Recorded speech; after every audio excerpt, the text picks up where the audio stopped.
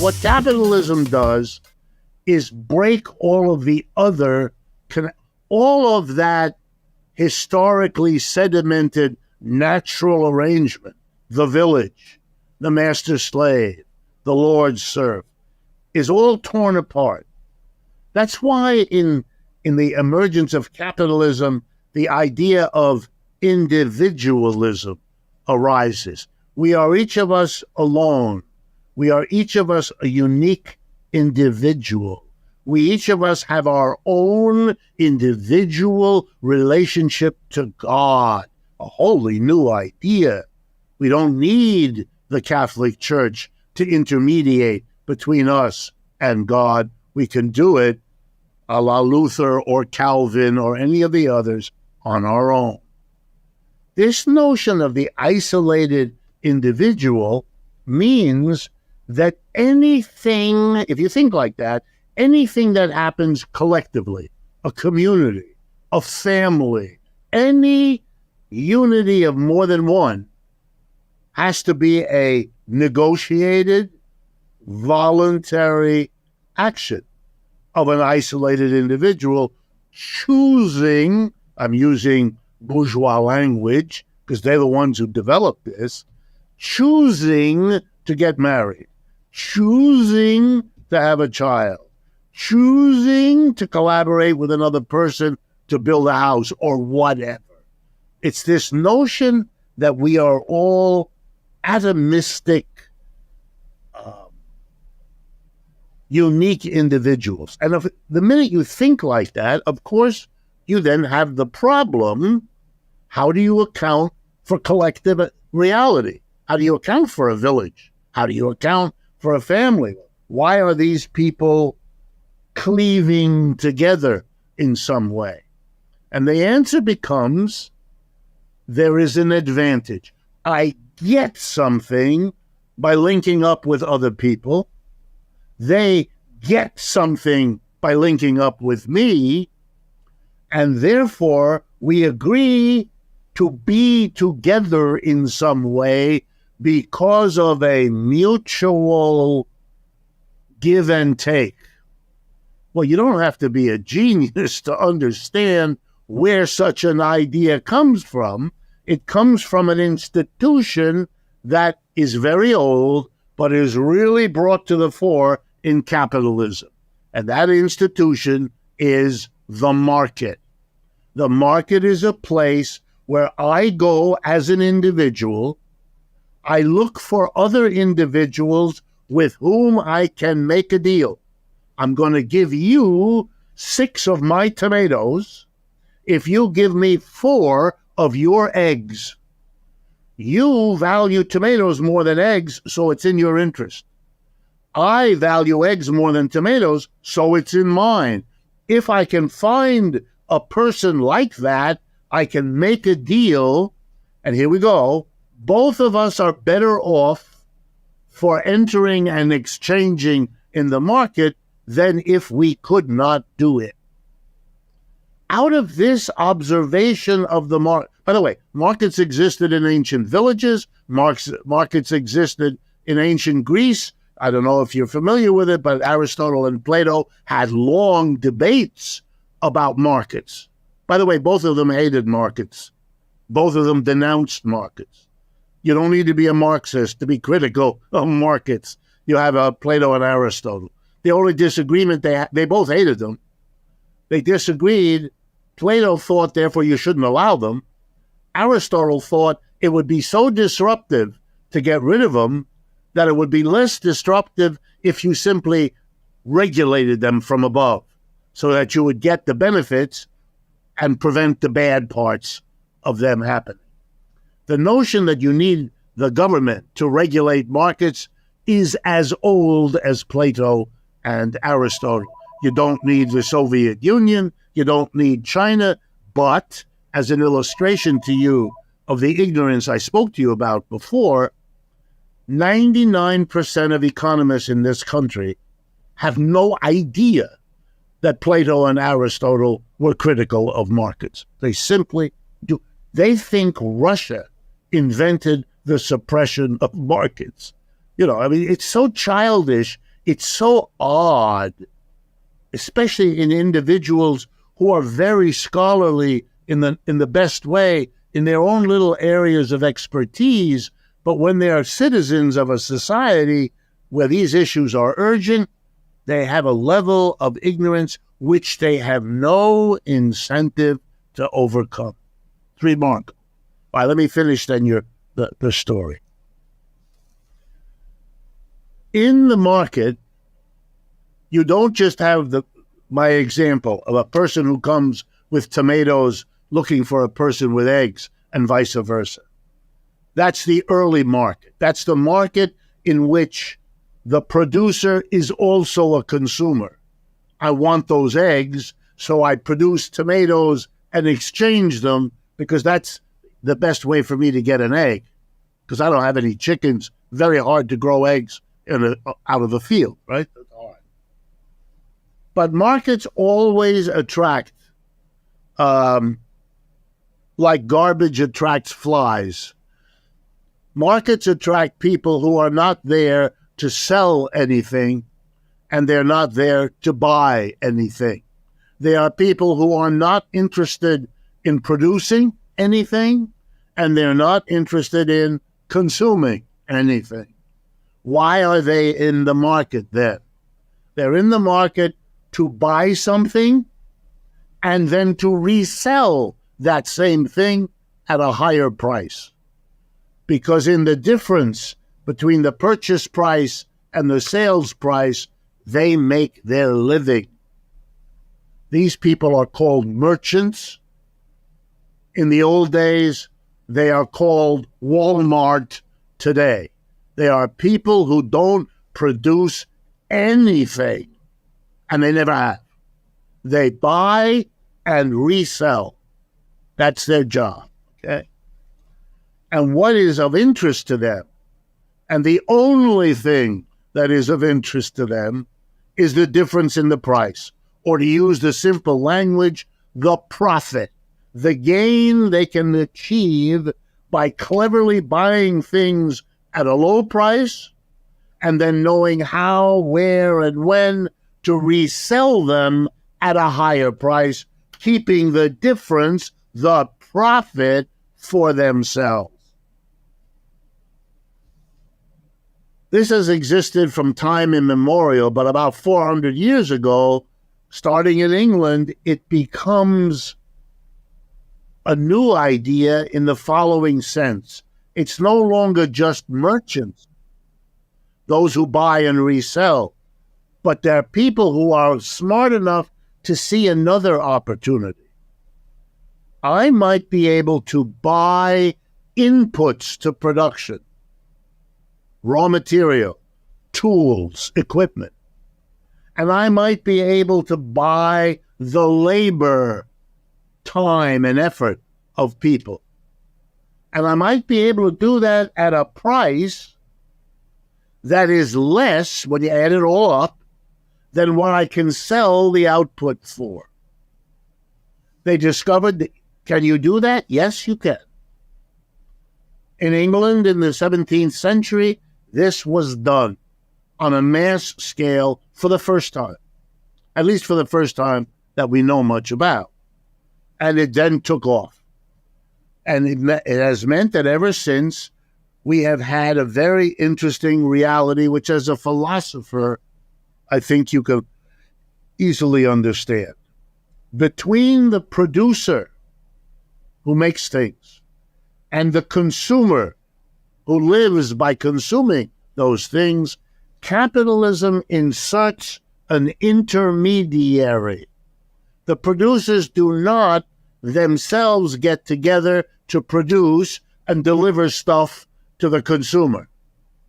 What the producers do in capitalism is they wait for someone to come and hire them.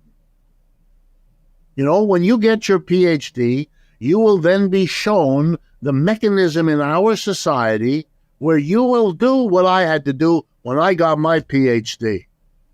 I went for 2 to 3 years to the annual meetings of the American Economic Association, usually held in New York or San Francisco or Chicago. And there I was, a young man among many, looking for a job among many. And there was a big bulletin board, and you would put up, I'm a young person, I just graduated from Yale, I want a job teaching economic development or public finance or money and banking or whatever the subfield was that I specialized in. And I was hoping to get an interview. There was a mechanism to connect us. And I got them, and I was told, please be at 10 o'clock tomorrow morning in room 406 of the hotel where the conference was held. And I would go the next morning, and I would knock on the door at 10 o'clock, dressed in my suit, hoping like hell to impress. And then, because, I have a literary imagination, I began to realize that there's something very bizarre about this. I'm walking down the hallway of a hotel. I'm knocking on the door of a room, not my own. I'm hoping to be invited in by people who will then, because it's a hotel room, sit me on a bed. And I will then try to have them buy me. In that moment, I had an insight. Being an academic is a kind of prostitution in more ways than one. But back to my basic story. The capitalist is a person engaged in making profit. That's what he's there for. That's what people like me train young men and women in business schools to go out and do. You get an MBA, a Master of Business Administration, you learn how to make decisions that maximize the profit of your enterprise. And that profit is, as always, the difference between the money you lay out to do your thing and the money you get at the end when you sell whatever was produced. Okay? Now here's Marx's criticism. It is unnecessary and irrational to insert that asshole into this situation. The workers don't need the boss, the capitalist, and the consumers don't either. Especially when you remember that the producers and the consumers are the same people on different sides of the relationship. And that the workers could, of course, get together as a group and produce and deliver the output to the consumers who could consume it individually or in a group. There is no need. And Marx's whole effort was to demonstrate, teach his generation, and we who follow continue the effort to teach people. And here's the metaphor I'll use. Once upon a time, human beings thought that the only way to live in any community, any society, is if somebody was the king. And if that person's son would be the next king, or his wife or his niece would become the queen. And that if we didn't have a king to intercede with God or to run the society, we subjects, our civilization would dissolve.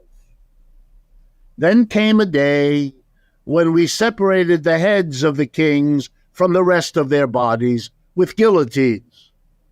They were gone, and civilization, imagine it, survived.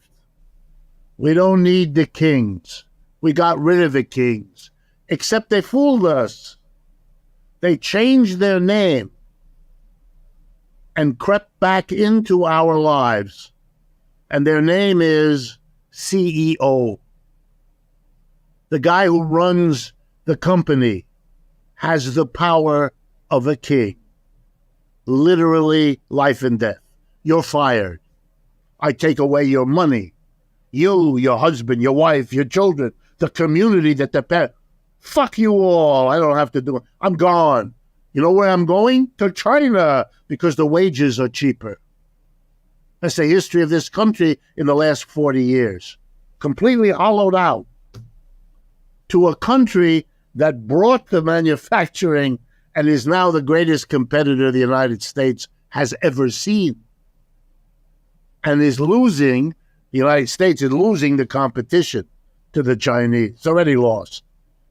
We are an empire going down, and we can't face it. We live in a world of denial because it's too difficult, and we never got the analysis that would allow us to understand. Village economics rose and fell. Slave economic system rose and fell. Feudalism rose and fell. Guess what is going to happen to capitalism? We know it rose. We know it evolved over time. You know what's next? Falling. And you know when? It's already underway. You can't, in the United States, you can't find 10 people, economists, who could talk like that.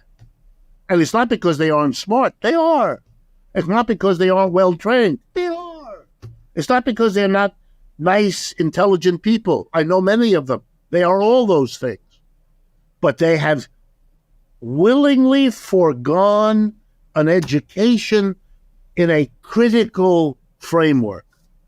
You know, Marx was not an economist. Marx was a philosopher.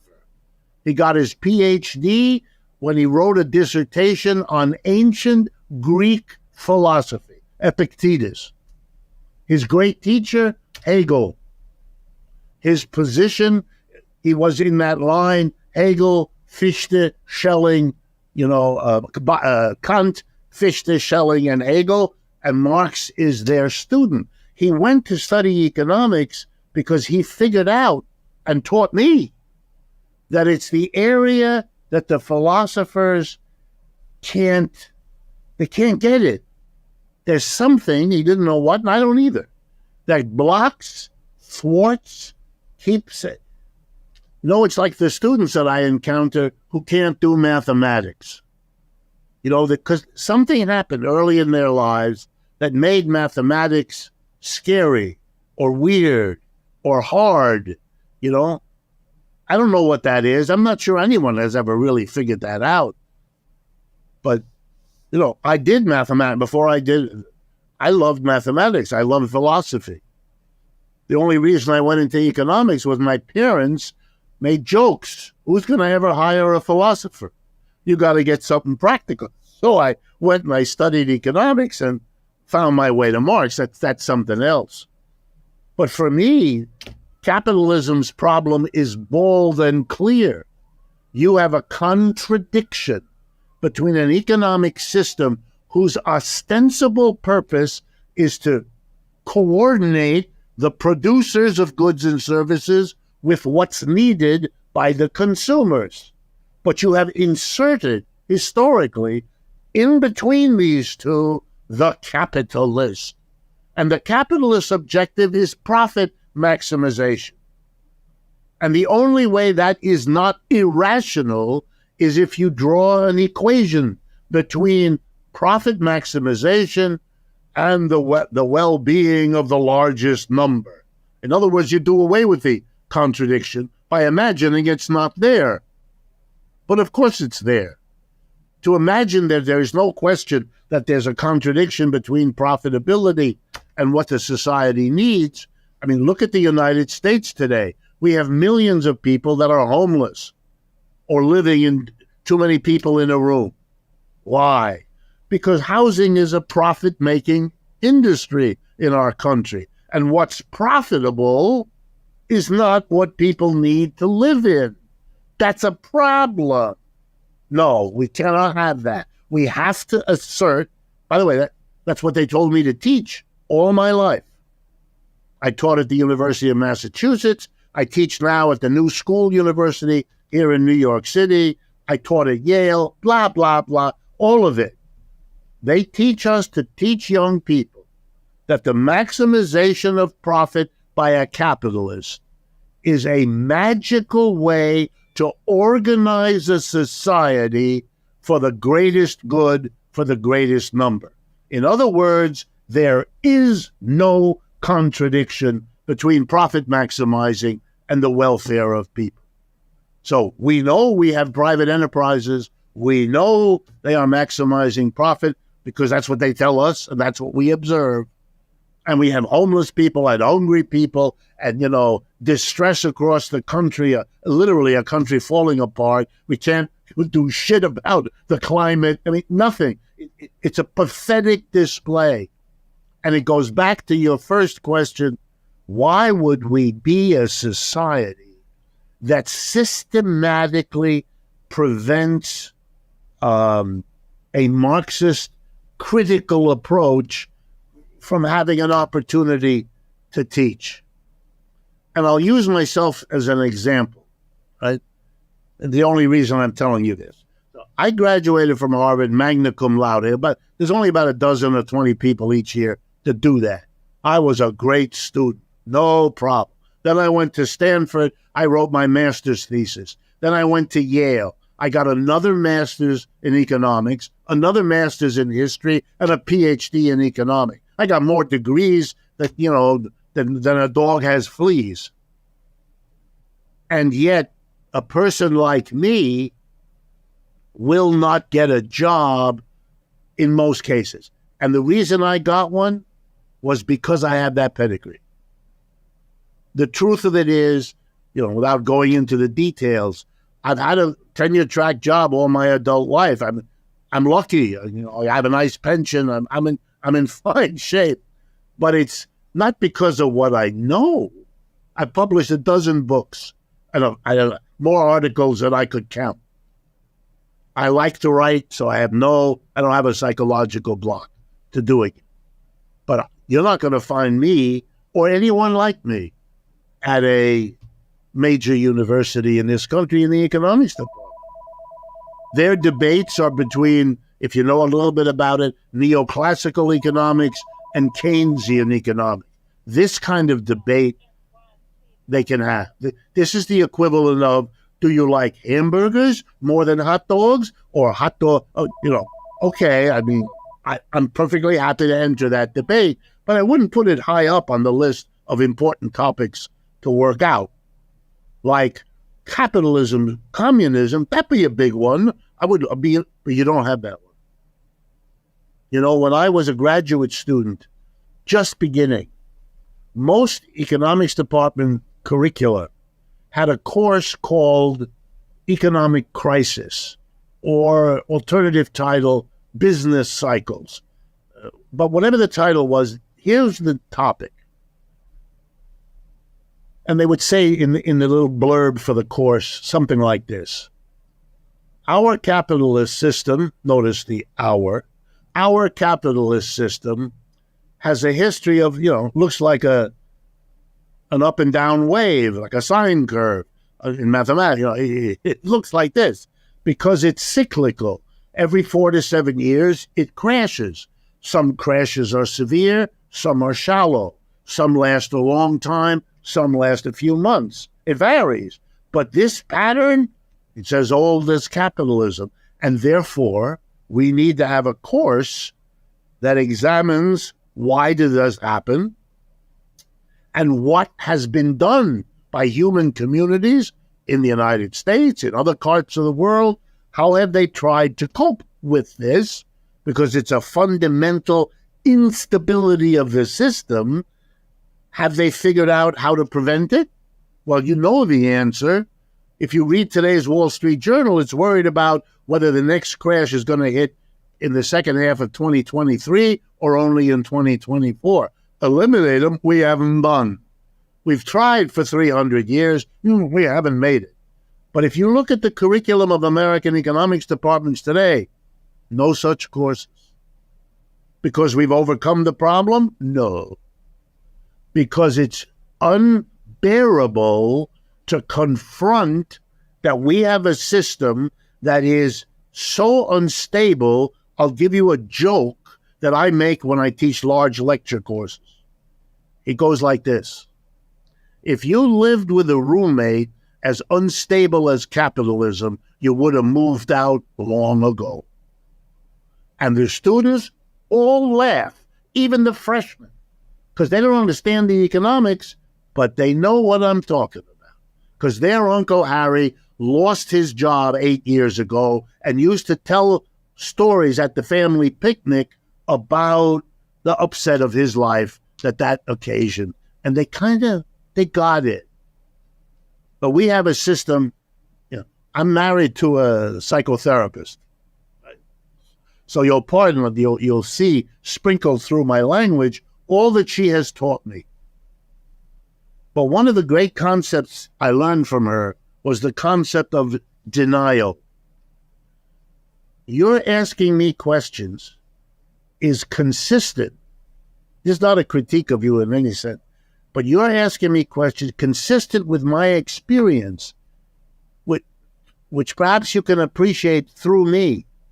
The odd experience I have. And by the way, I was born in Ohio. I'm as American as apple pie. But my experience is I live in a country that's in a state of denial for which urgent therapy is the recipe. And I say it. I now produce a weekly radio and television show. I don't know if you've ever seen it. It's called Economic Update. I have 350,000 YouTube followers, right? Free Speech TV network sends the program out once a week for half an hour to about 55 million homes. My audience is enormous. I don't hide the Marxism. I don't hide the critique of capitalism. Any argument that these ideas are either too complicated for people or too left-wing or too scary. I mean, I have all the empirical proof you could ask for that that's not true. Otherwise, I wouldn't have these numbers. I mean, I don't have money. I'm not wealthy. I can't buy my audience. I'm not a corporation. My audience was built up because people find it interesting. I'll tell you a cute story you might like. When I was at Harvard, I started out taking courses in math, chemistry, and biology. I wanted to be a scientist because that's what my parents wanted for me. After a year, I couldn't stand it. We had a great family crisis. I'm the eldest child in my family. And I left and I wanted to study philosophy until my parents said, okay, you can leave science, but you can't go to philosophy because nobody will ever hire you. You're going to go for a job and say, hello, I'm a philosopher. They'll laugh you out of the room. So I did my economics. And I also studied history because I found it wonderfully, taught me everything I wanted to learn. And I also, long story short, I hooked up with a Marxist scholar who lived in Cambridge, Massachusetts, 3 blocks from my dormitory, but he wasn't part of the academic community at Harvard. He was a refugee, like my parents, and he'd been an academic in Germany and in Spain. And anyway, he said to me, I'd like to teach you Marxism if you're interested. Absolutely. And for 2 or 3 years, at least, I would go to his house every week or two for dinner. And he and his wife would make me a love. That would have been enough compared to the dorm food. This was wonderful. But the best part was after dinner, he would take me into his study and he took me through the classics of Marxism. Das Kapital. And we did it sometimes in English, sometimes in German. Because my mother was born in Berlin, my first language is German. And I speak German. My father was French, I speak French. I only learned English when they put me in a kindergarten here in the United States. I was born in Ohio. I had to learn English because that's what they were doing there. So every time I had a paper to write in a history course or a political science course or an economics course, I would go to this gentleman and he would say, well, if you're interested in the Marxist approach to this, here's the books you should get. Here's the articles you should read. So I would run to Widener Library. That's the huge library of the Harvard system. And they had every book in anyway. It's one of the best libraries in the world. So I could get everything in English or any other language. I had a 4-year tutorial in Marxism. Every term paper I wrote was a crude, mechanical application of Marxism as filtered through the mind of a 19 or 20-year-old young man. They weren't very good. I've kept them, so I can tell you. Honestly, they were not very good. But my professors thought they were fascinating. You know why? Because they didn't have a clue what Marxism was. This was their first introduction to some Marxist idea, so they couldn't evaluate it. It's crude, it's mechanical, it's no service to Marx. He missed half of what's going on here. They couldn't make those judgments. They thought it was an interesting idea, which it was. They'd never seen it before, which is about them. And so I got A's.